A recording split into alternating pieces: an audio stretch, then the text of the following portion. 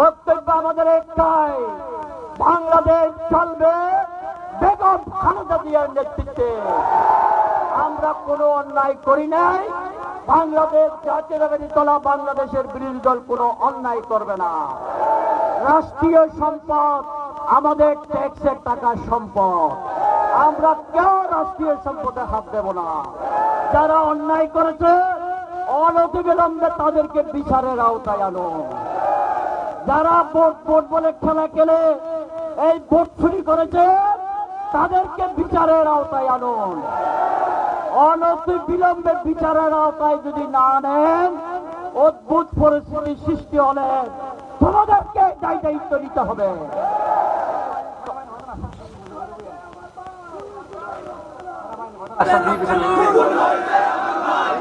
সেনাবাহিনীর প্রধান প্রতিটি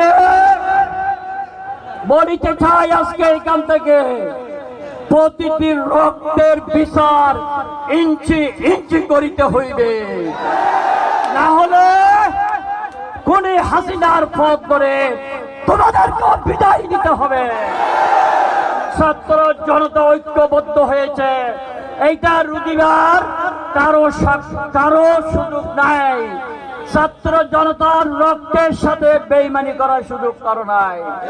আমি আবারও বলি, যারা গত এই আন্দোলনে কোমলমতি শিশু, নাজিরহাট কলেজের ছাত্র, ফটিকছড়ি কলেজের ছাত্র, হাটহাজারী কলেজের ছাত্র, বিভিন্ন শিক্ষা প্রতিষ্ঠানের ছাত্রদের উপর যারা হাত তুলেছ, অবৈলম্বে তাদেরকে আইনের আওতায় আনে তাদের বিচার অবিলম্বে করিতে হইবে, তাহলে তোমাদের 20 ইনশাআল্লাহ ছাত্র সমাজ ভেঙে দেবে।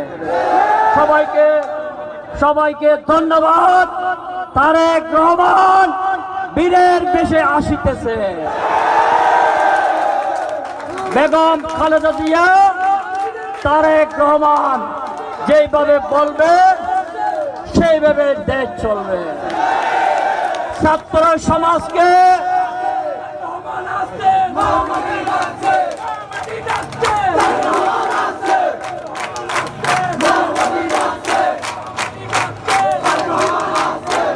ছাত্র সমাজ, শ্রমিক, কৃষক যারা এই ছাত্র আন্দোলনের নেতৃত্ব দিয়ে গণ অভ্যুত্থান ঘটিয়েছে তাদেরকে মোবারকবাদ জানিয়ে আমি আমার বক্তব্য শেষ করলাম।